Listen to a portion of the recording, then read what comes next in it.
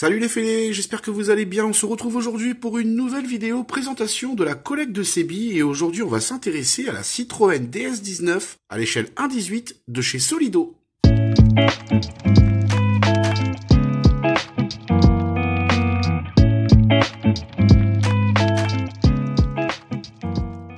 J'espère que vous allez bien, on se retrouve aujourd'hui pour une toute nouvelle vidéo présentation de ma collection. Aujourd'hui, j'avais envie de vous présenter un modèle mythique, légendaire, un modèle français, la Citroën DS19 à l'échelle 1.18 de chez Solido. Alors, à première vue, c'est une voiture que tout le monde connaît, mais il faut savoir déjà qu'il y a eu plusieurs DS.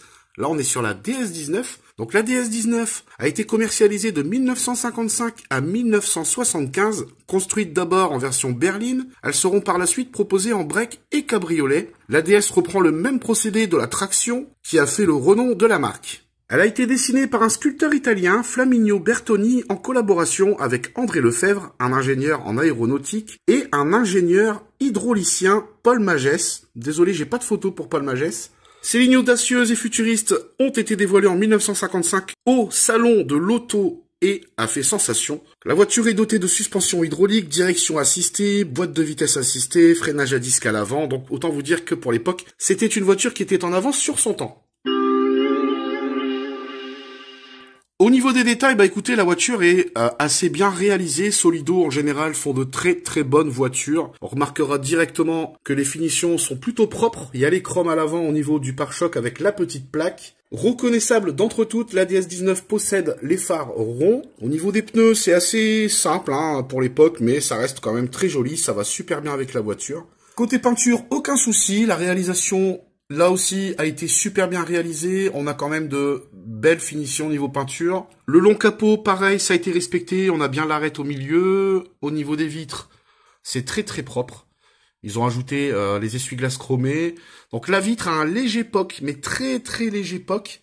C'est ce qui va lui faire perdre quelques points, puisque c'est le seul défaut qu'elle a, cette voiture. Et c'est une voiture que j'ai pas eu très chère, donc je me suis dit, c'est pas très grave. Au niveau de l'arrière, pareil, c'est assez stylé. Franchement, rien à dire. Les feux arrière sont très jolis, ils tiennent. La plaque, elle est présente, c'est la même que celle de devant. Petit bémol, c'est au niveau des clignotants, puisque les clignotants sur cette voiture sont en haut, et ils ne les ont pas peints en orange. Je trouve ça dommage. Bon, j'aurais aimé que ce soit au moins fait dessus.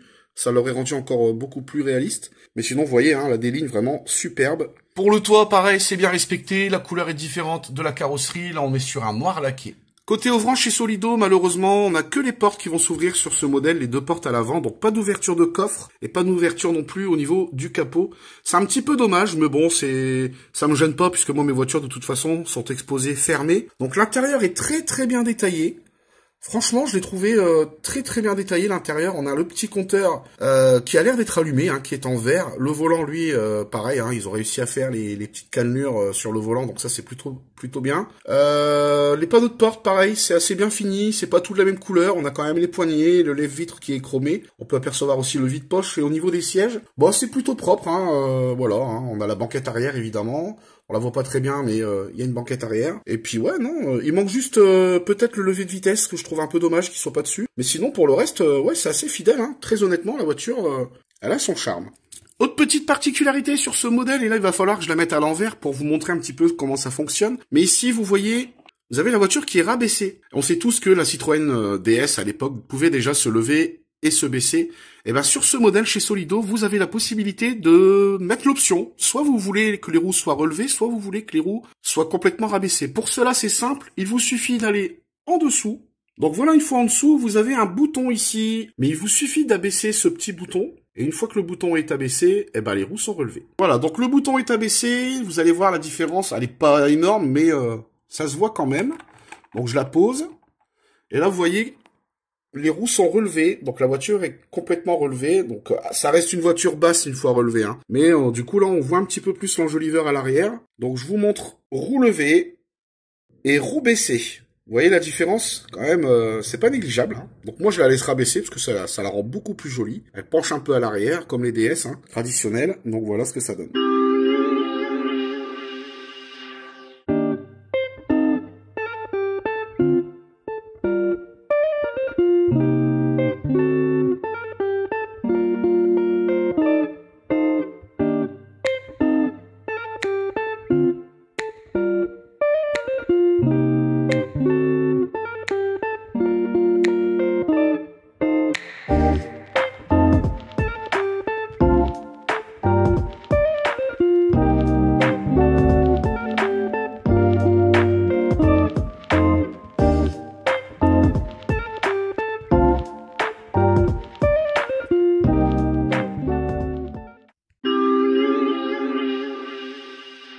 Donc évidemment, cette voiture a fait pas mal d'apparitions, hein. On l'a pu l'apercevoir dans le cinéma français, mais également à l'étranger, que ce soit la DS-19 ou la 21 ou les autres DS, on les a forcément vus dans plein de films et de séries. Mais faut pas oublier aussi que cette voiture a participé à la compétition, notamment le rallye. Alors il y a par exemple le rallye de Finlande en 1956, mais après il y a eu le rallye de Monte-Carlo en 59, le Tour de Corse en 1961. Donc ça c'est...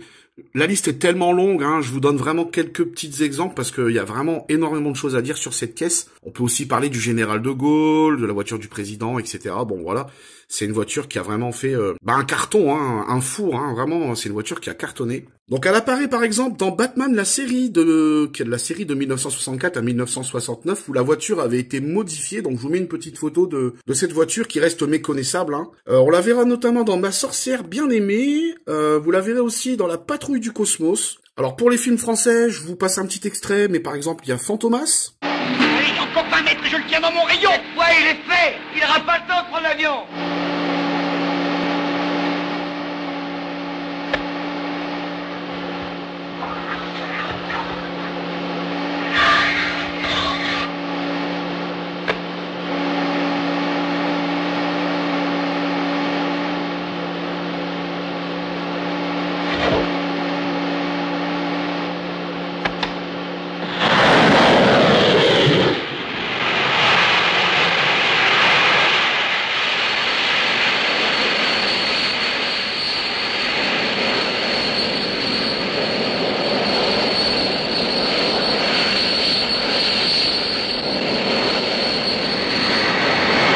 On la verra souvent dans des films de Louis de Funès avec Rabbi Jacob par exemple, des films américains comme Retour vers le futur.